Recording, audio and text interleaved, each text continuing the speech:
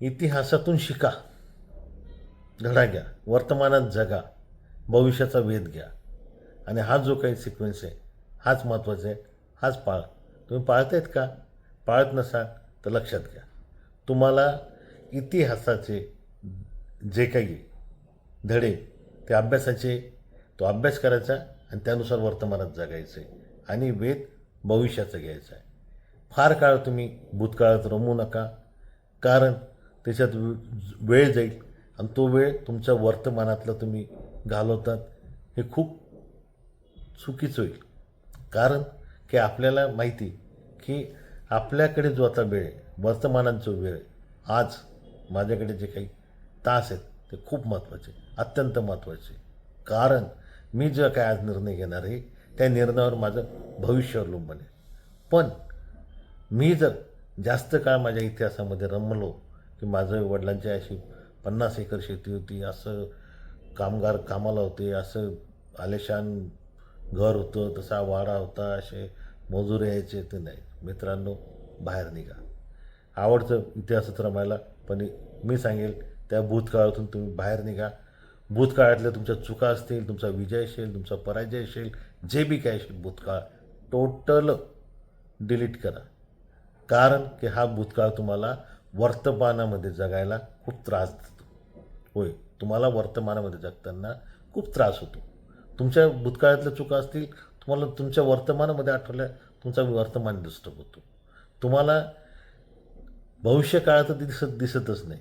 ते वर्तमानातच जर तुम्ही स्टॅबल नसाल तर भविष्य काळातला काय विचार करणार आहेत तुम्ही? वर्तमान काळातच तुम्हाला विचार करायला वेळ मिळत नाही. त्यासाठी भूतकाळामध्ये ज्या काही गोष्टी असतील त्या विसरा आणि ते जे काही घडले असतील घटना एक लक्षात घ्या की आपण म्हणतो की खूप माझ्या जीवनात हे घटना खूप वाईट घडली. आणि एक लक्षात घ्या, ती वाईट घडलेल्या घटनेनंतर तुम्ही जेव्हा सावरलेत तर कसे सावरलेत ते आठवा.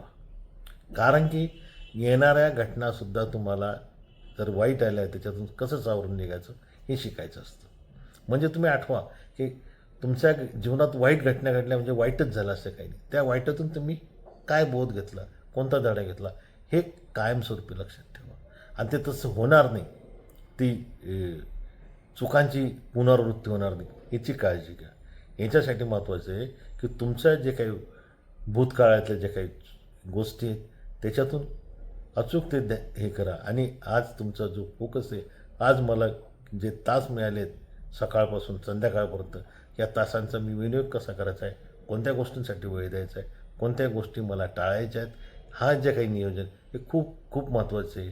कारण समजा तुम्ही वर्तमानातल्या ज्या गोष्टी, हा जो काळ आहे हा जर तुम्ही वाया घालवला तर एक लक्षात घ्या की तुमचा भविष्यकाळ नक्कीच खराब होणार आहे. होय, मी जबाबदारीने बोलतो, कारण आज जर तुम्ही काही केलं नाही त्याचे परिणाम उद्या भोगावं लागणार आहे. काल तुम्ही जे काही चुका केल्यात त्याचा परिणाम वर्तमानात भोगताय.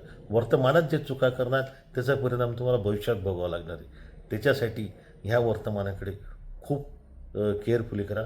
तुमचा पैसा वाया गेला तर चालेल, पैसा आपल्याला परत कमवता येतो, पण तुमच्या हाती जी आलेली वेळ ही जर गेली ती परत आणता येत नाही. तुम्ही लक्षात घ्या, तुमच्याकडे कोट्यवधी रुपये राहिले आणि तुम्हाला जर असं वाटलं की मला भूतकाळातला क्षण परत जगायचा आहे, तुम्ही नाही जगू शकत मित्रांनो. तुम्हाला त्या पैशांचा काही उपयोग नाही. पैसा खर्च झाल्यानंतर तो कमवता येतो, पण गेलेली वेळ ही कधीच तुम्हाला आणता येत नाही. त्यासाठी हा जो काही वर्तमानातले जे काही निर्णय, वर्तमानातल्या ज्या काही समस्या आहे, वर्तमानातल्या जे काही गोष्टी याच्यावर लक्ष करा. आणि इतिहासामध्ये काय झालं हे काय आठवत नका. आणि त्या काळामध्ये समजा माझ्या वडिलांना या गोष्टी जमल्या नाही तर त्याला माझे वडील जबाबदार नाहीत. त्या काळामध्ये वडिलांची मानसिकता काय, वडिलांच्या काळातला जे काय अनुभव काय ते वडिलांना माहिती, आपल्याला माहिती आहे का नाही माहिती. पण आपण सहज म्हणतो आमच्या वडिलांनी ना ही जर जमीन घेतली असतं ना आज आम्ही अरोपपती राहिलो असतो. पण त्या काळामध्ये वडिलांनी कसं आयुष्य जगलं, कशा पद्धतीने जगलं, त्यांची परिस्थिती कशी होती, त्यावेळेस त्यांच्या सभोवतालचे अनुभव कसे होते, त्यावेळेस त्यांच्या सभोवतालचे लोक कसे होते, त्यावेळेच्या समाजाचा दृष्टिकोन कसा होता, त्यावेळेचे आर्थिक व्यवहार कसे होते हे माहिती आहे का आपल्याला? नाही माहिती. म्हणून आपण आज जे निर्णय घेतो आहे, उद्या चालून आपले मुलंसुद्धा आपल्याला सांगू शकतात की काय पप्पा तुम्हाला एवढं साधं जमलं नाही, तुम्ही जर इन्व्हेस्टमेंट केली असती तर किती करोड झाले असते. तर हे लक्षात घ्या, भूतकाळामध्ये कोणाला दोष देऊ नका. वर्तमानात तुम्ही जगा. ज्या काही चुका झाल्या आहेत त्या टाळा आणि भविष्याचा वेध घेऊन वर्तमानाचं नियोजन करा. आणि वर्तमान काळामध्ये जे काही निर्णय घ्यायचे ते अचूक घ्या. इतिहासामध्ये जास्त वेळ रमवू नका. किती जरी आनंददायी वाटलं असतं तुम्हाला इतिहास जर रमायचं, तरी वर्तमान त्याच्यापेक्षा खूप महत्त्वाचं आहे. तुमच्या वर्तमानावर तुमचा भविष्यकाळ नक्की. धन्यवाद.